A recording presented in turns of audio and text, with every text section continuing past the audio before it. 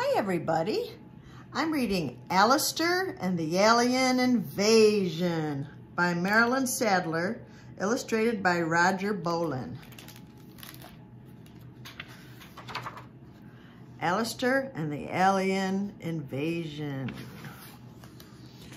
Alastair Griddle was a most unusual boy. There was no one else quite like him. He was very well dressed. Every morning he pressed his shirt and his jacket as well as his socks and his shoelaces.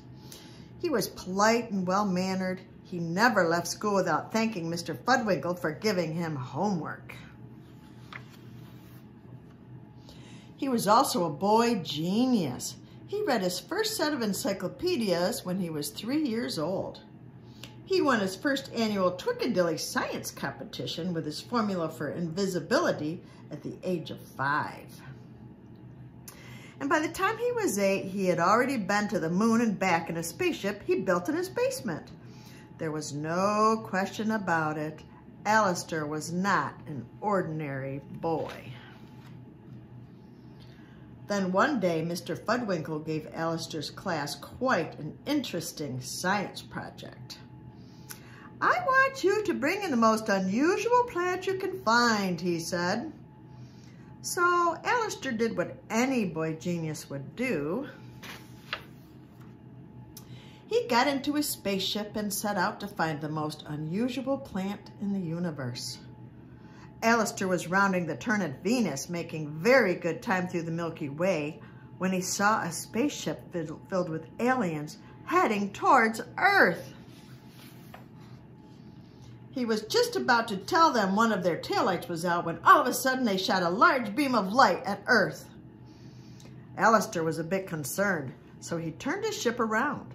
And when he got home, he was not surprised to find all the people of Twickadilly floating upside down in the sky.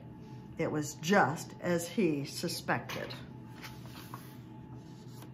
Earth was being invaded by aliens. Alastair did not have time for an alien invasion. He was in the middle of a science project. But he knew that he could not let the aliens take over Earth, so he made himself invisible and went to spy on them. When Alastair found the aliens, they were beaming up plants of every kind into their spaceships. It was unlike any alien invasion Alastair had ever heard of.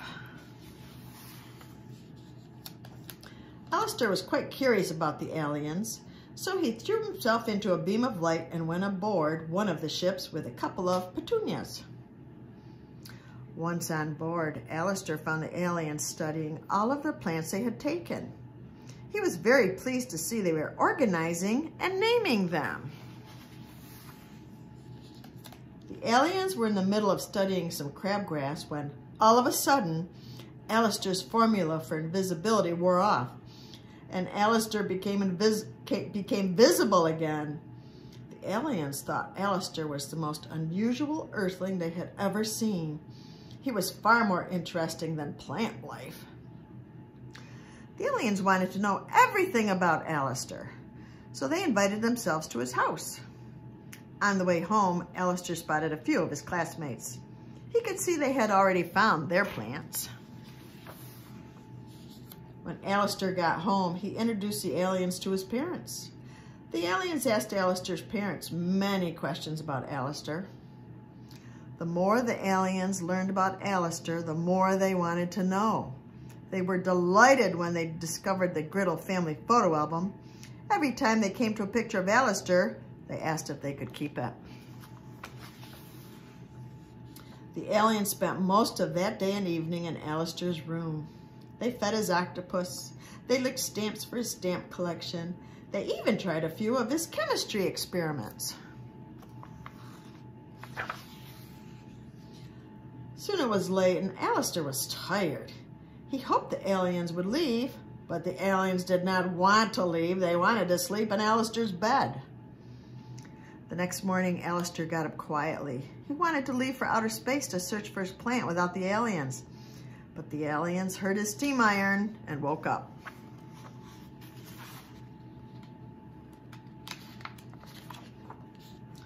The aliens had other plans that day. They wanted to see Alastair's school, but school was closed. School closed due to alien invasion.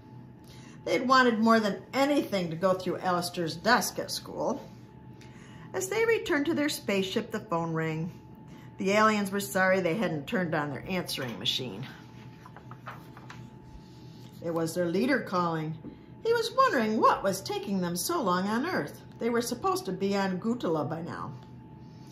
The aliens didn't want to go to Gutula. They were having too much fun with Alastair. But they could not be impolite to their leader, so it was agreed they must move on. Before the aliens left, Alastair asked them to bring everyone back down from the sky. "Science projects are due today," said Mr. Fudwinkle as he touched down on the ground. Alastair didn't know what to do. He had not even begun to look for his plant. It was going to be the first time in his life he was late with his homework.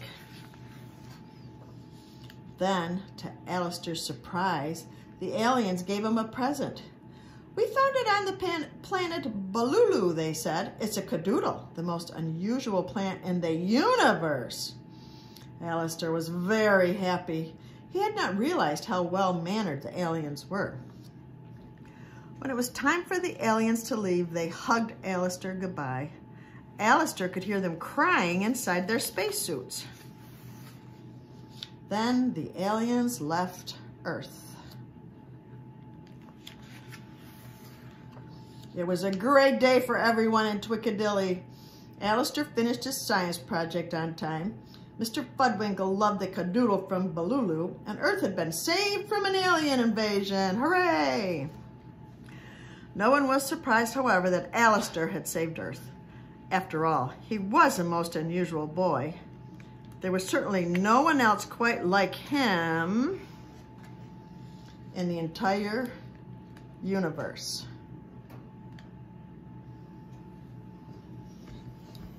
I hope you enjoyed it. Happy reading!